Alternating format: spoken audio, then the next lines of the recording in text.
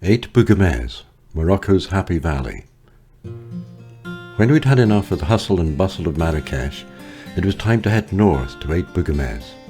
Ait Bouguemez is a large and beautiful valley in the northern high Atlas Mountains, about 5 hours' drive from Marrakech. It's known as the Happy Valley because not only are the local Berber people so friendly and welcoming, but also the calm atmosphere, amazing views and clean air lift the spirits of just about anyone who goes there. It certainly had that effect on Lindsay and myself. It's where you'll find the shrine of Sidi Musa, originally a pilgrimage point for Jewish Moroccans. But first you have to get there. We left Marrakech and headed northeast via Azalal and then up to Ouzerd Falls, which were much more impressive than I expected. The falls are a popular day trip destination for tourists staying in Marrakech. From there we headed east over some mountainous passes. We seem to be getting higher and higher and more remote as we approach the Happy Valley. While we enjoy the scenery, I'll explain that I'd arranged this trip with Ali from Planet Trek Travel, and he organised everything from transport to the jeeps we stayed in, and the support staff of a cook, 2 muleteers and 2 mules.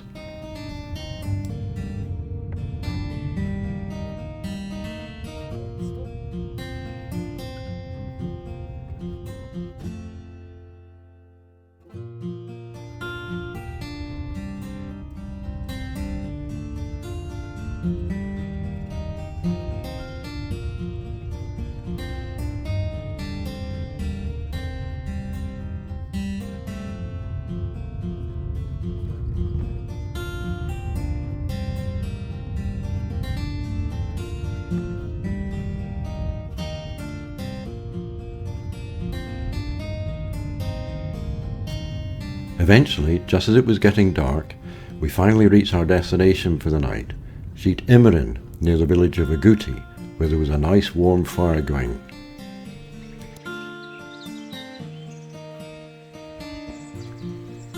The next morning was lovely, really lovely, and what a gorgeous setting we found ourselves in.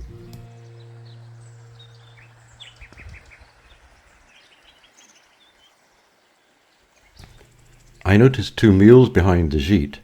They were to carry our baggage, food, water and other kit for our 4-day trek up the valley.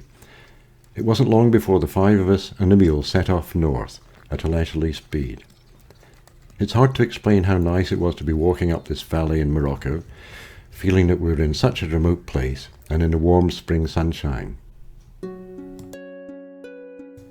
The mules stayed on the track while Ali guided us along smaller paths through the well-kept vegetable gardens of the villages.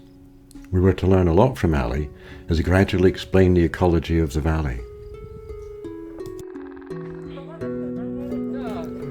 We saw the villagers going about their daily business, including a group building a house using traditional methods.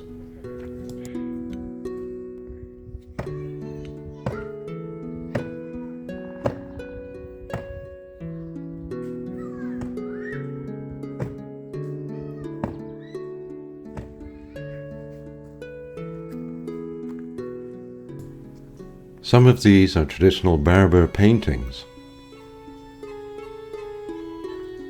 And that's Ali, our guide.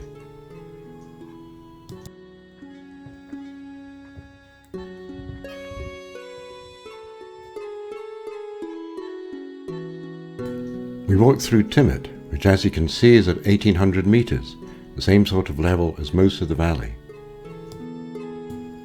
Between Timmit and the village of Tabant, there's a nearly perfect conical hill, and on it is the Sidi Musa shrine and small cultural museum.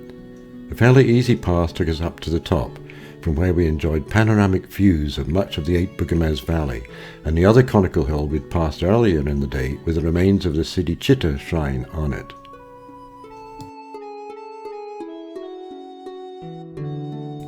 You can go on the roof of the building for even better views.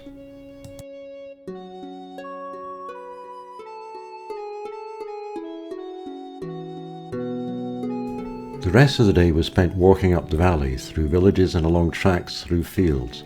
Occasionally we'd cross paths with our muleteers and cook.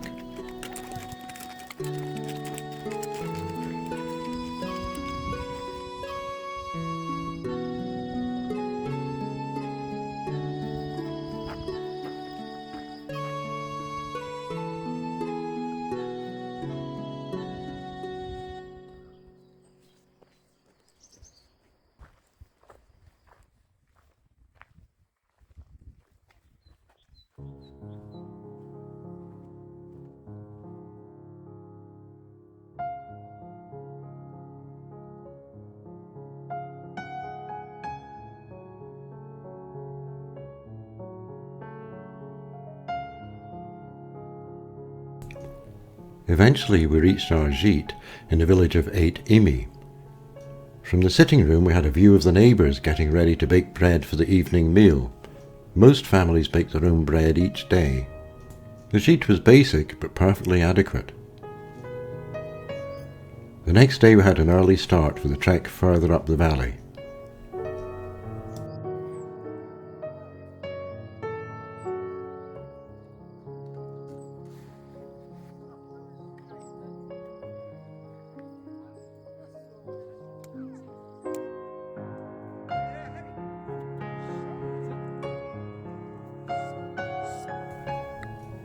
I couldn't resist the offer from a local farmer to try out his plough, but I'm not sure that my furrow was very straight.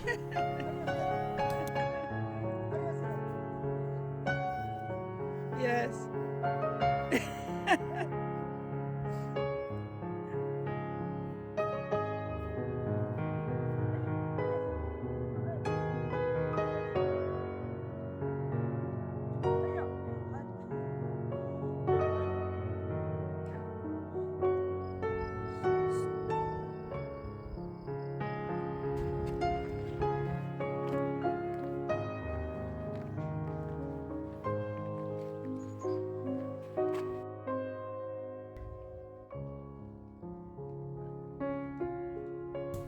In the Jurassic era, the Ait Bouguemez Valley was a lake inhabited by dinosaurs, and at the edge of the village of Lhcen, they left footprint traces of more than 60 centimetres in diameter on slabs.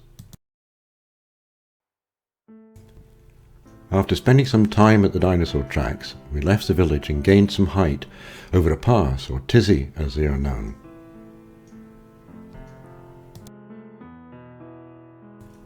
From the pass we could see over to the summit of Igel Magoon, the third highest peak of the Atlas Mountains.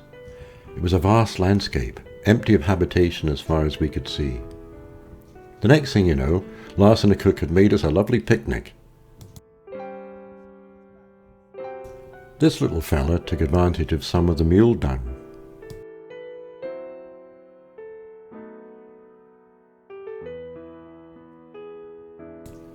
Over the pass we could see our destination for the day up another branch of the Ait Bouguemez Valley. Our gîte was near Agallali.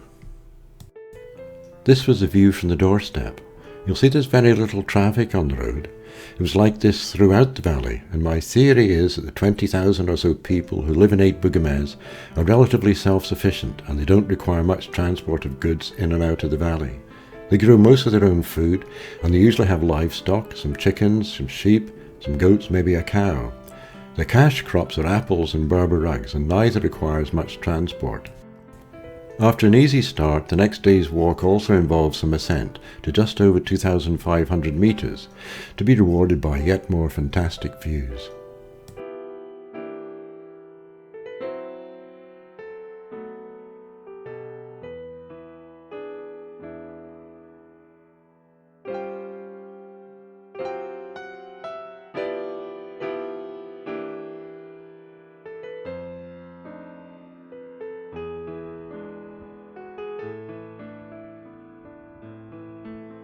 Sometimes when it rains enough, this is a lake.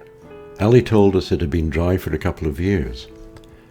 After another nice picnic lunch, it was time to set off again, but not before a group photo. Say tagine!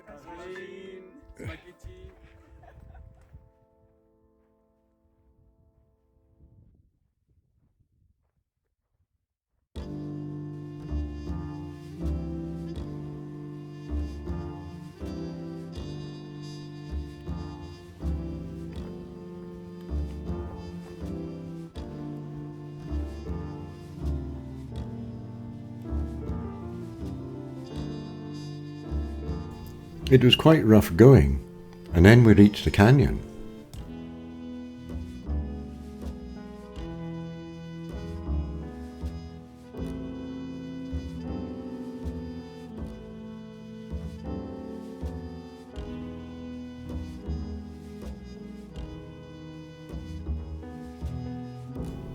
I was quite glad to get out of the canyon, which became quite steep at the bottom, and then we walked down to our next gîte, I can't remember the name of the village, but it was near to where the Lhcen ecolodge is situated. The weather conditions that afternoon were quite peculiar. That evening after dinner, Ali and his team put on a little show for everyone, which we much appreciated. I'm not sure that we all knew the words though.